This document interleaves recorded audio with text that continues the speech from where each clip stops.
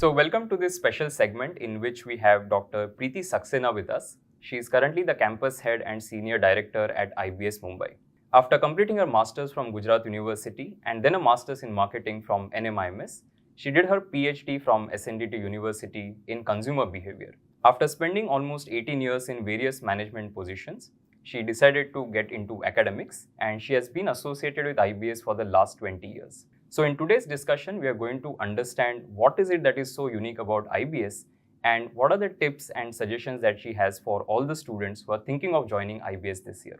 So first of all, thank you so much, ma'am, for taking out time from your busy schedule and joining us. So I would like to start with one question, that what is it that is so unique about IBS? First of all, you have spent a lot of time here, you've seen the growth of the institute. So what is it that you think which is very unique? I moved into IBS way back in 2000, and since then I have seen the journey all through. IBS has grown. We started with a very small number of students. In Mumbai, we came in 1995, and we had a batch of, the first batch was only 28 students. And from there, today, this campus itself, IBS Mumbai, has about 2,500 students, first year and second year put together. Now that has been our growth story, the growth journey. And this is possible only when we work in order to stay ahead of competition. We work to keep adding new features. We keep on working on ensuring that we maintain our supremacy year on year. And as we go along, I will share with you some of the features that we have added in the last few years. One, of course, as I told you, the number of students, and that happens only when there is some kind of a preference building up, either through the word of mouth by the passing out batch, the alumni support, and of course, a lot of corporates and recruiters, when they start talking about this B school in their circles, the students start talking about it, and that's how you keep on getting the features, and you keep on getting the strength and the batch that keeps on increasing year on year. So if I have to talk about features, then I want to tell you that the latest, whatever is happening in the academic world, is what we try to get in. Just last year, we introduced the Gen AI lab. Before that, we invested in the Bloomberg lab. And this year, we have already got the SAP going for all the students, the SAP modules that that is like specialization agnostic, and each one has to go through the SAP training. When we look at all these features which the industry wants, so our first motto is that can we be as close to the industry? What is it that industry wants and can academia provide it? So the kind of industry academia partnering, I would say that is one of the major differentiators, and all other initiatives come under it. So I would, if you ask me for one, then it is the industry academia partnership. Great. So I would like to start by asking you questions about the selection process, and then we'll talk about the student life and then the outcomes for the students. So when you're looking at the students who are joining IBS, have you seen any sort of a demographic shift that has happened in the last few years? Are you getting more applications from students with work experience, or these are freshers? So if you could just shed some light on that. I want to tell you, this time we are very surprised, that our batch has got almost some 10 dentists, which was not, the people coming after BDS, wanting to do, pursue management education. We have got students coming from, the architecture background, agriculture background. Now, these are very rare, otherwise normally what you would see would be that a commerce student moving into a business education. But when I'm looking at the profiles of the students, today we are getting students from varied fields, students specializing in geography, wanting to do, pursue management education. We look at the split of the ratio between the girls and the boys. Today we have almost got 46% girls, very heavily dominated by local Mumbai students preferring the campus. Initially, we had students all India, but the preference for the students from Mumbai, the batch split. I've got almost 70% students who are local Mumbai students, which was not the phenomena 4 years back.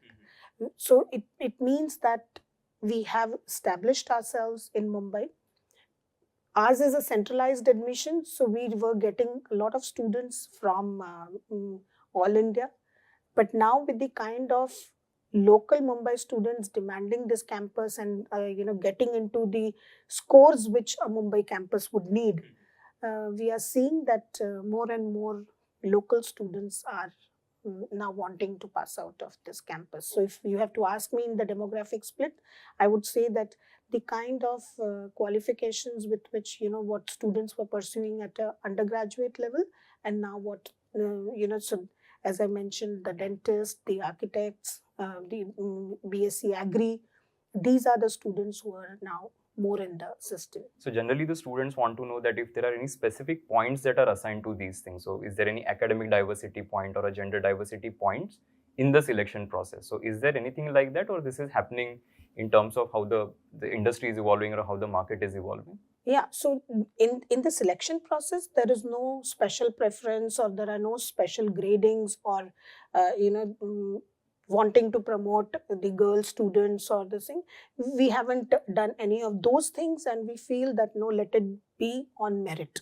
So anyone who clears the the kind of scoring which is required qualifies for the admission. So it is meritorious student who will get, we have this philosophy, meritum ethicus, that you qualify the rounds, clear and get your scores, and that is where you will be in. Okay. So what are the qualities that you are typically looking for? So when you're selecting the candidates, what is it that you think, okay, when you look at this person, you say that this is somebody that should be part of IBS? Generally, when the admission rounds are happening, I told you that it is a centralized admission. So I don't know who is the faculty who is sitting for the selection process, and that could be from any other campus of IBS. But when we are assessing the students, we are assessing students on their communication skills. We are assessing students on their aptitude test, which is our own IPSAT is what we have as our qualifying exam. So we look at the score, what the student has scored during the in the aptitude test, the IPSAT exam, the communication skills in their micro presentations. So this year we are having micro presentations. Earlier we were having a group discussion. Now it is the micro presentations, and the personal interview. There we look at the sincerity and the commitment of the student for the next 2 years. Is the student going to commit himself for the the PG course or the management education, or will he just come and play the fool and not want to be academically sound? So these are the things which we will assess in the PI. Let's talk a little bit about what happens once they start their MBA program.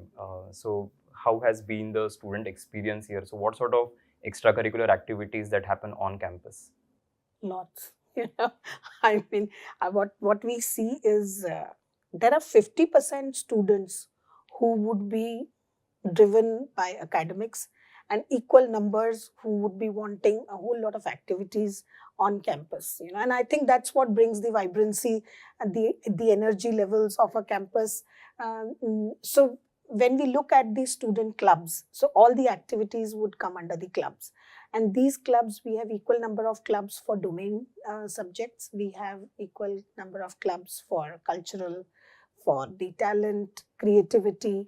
We have got the music club, we have got the dramatics club, we have got the dance and the fashion club, along with the domain which goes by the specialization. And it is not just one club in a domain, but there would be about 3-4 in marketing. There would be another 4 clubs in finance, so also in HR, and so also in IT and operations.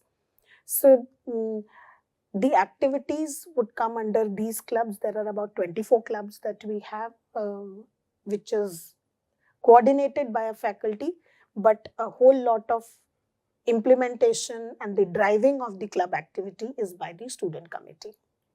And generally, whenever we interact with students, a lot of them have this question that how difficult is it going to be to place so many students? As you said that you have so many students on campus, and I understand in the current scenario, especially when there's a lot of economic upwards movement and downward movement that keep happening.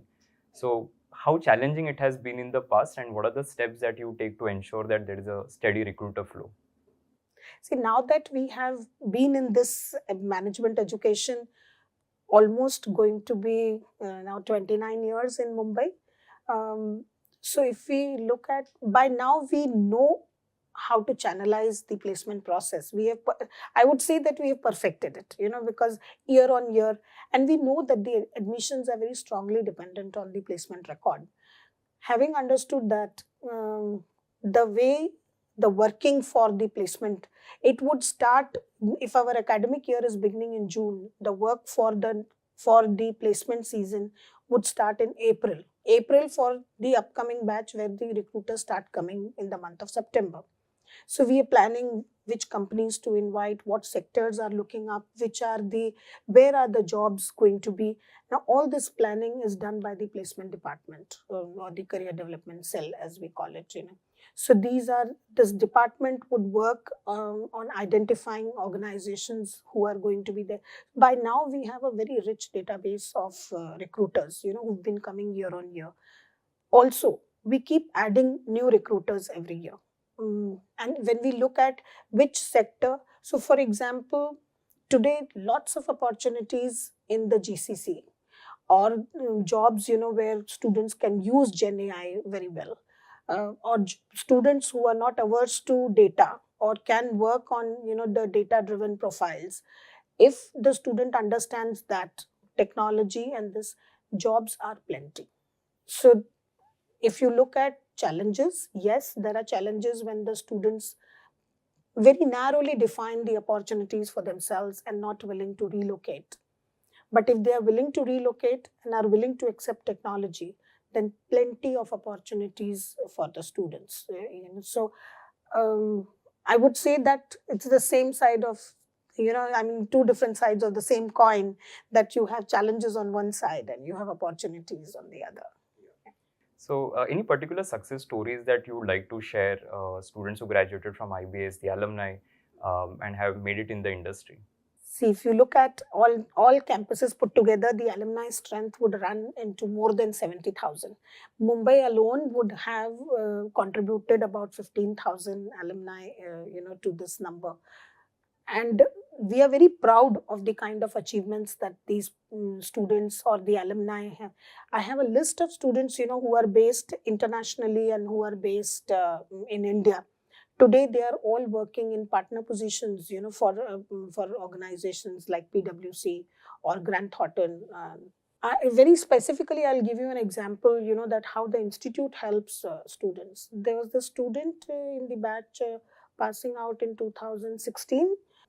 He had some problem with his speech, and we knew, but he was an engineer, brilliant at technology. Only thing, he had a problem with his speech. So we thought that he will not be able to clear the group discussion.